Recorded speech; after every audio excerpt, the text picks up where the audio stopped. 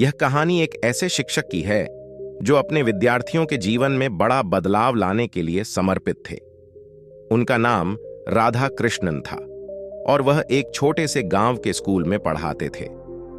राधा कृष्णन जी ने देखा कि उनके विद्यार्थी पढ़ाई में बहुत कमजोर हैं और उनमें आत्मविश्वास की कमी है।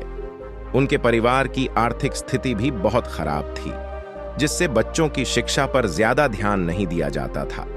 राधा कृष्णन जी ने सोचा कि अगर इन बच्चों को सही मार्गदर्शन मिले तो ये भी जीवन में कुछ बड़ा कर सकते हैं।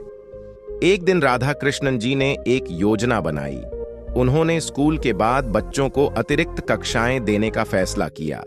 वह रोजाना अपना समय निकालकर बच्चों को मुफ्त में पढ़ाते और उन्हें जीवन के महत्वपूर्ण मूल्यों के बारे में भी समझाते।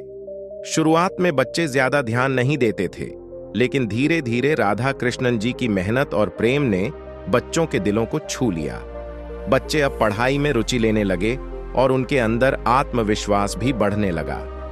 राधा कृष्णन जी ने उन्हें केवल पाठ्यक्रम नहीं पढ़ाया, बल्कि जीवन के बड़े लक्ष्यों के लिए प्रेरित भी किया। उन्होंने बच्चों को बताया कि अगर वे मेहनत और समर्पण के साथ काम करें तो कोई भी सपना पूरा हो सकता है। समय के साथ उन बच्चों के परिणाम सुधरने लगे। कुछ वर्षों बाद वही बच्चे जो कभी शिक्षा से दूर भागते थे, अब अपनी कक्षा के टॉपर बनने लगे। गांव के लोगों ने भी राधा कृष्णन जी के इस प्रयास की सराहना की और उनके द्वारा किए गए कार्यों को देख उनके प्रति सम्मान का भाव जाग उठा। राधा कृष्णन जी ने न केवल उन बच्चों का भविष्य उज्जवल किया, बल्कि उन्हें यह सिखाया कि शिक्षा और मेहनत से जीवन में हर मुश्किल को पार किया जा सकता है। आज भी उनके विद्यार्थी उन्हें याद करते हैं और उनके द्वारा सिखाए गए मूल्य उनके जीवन में अपनाते हैं।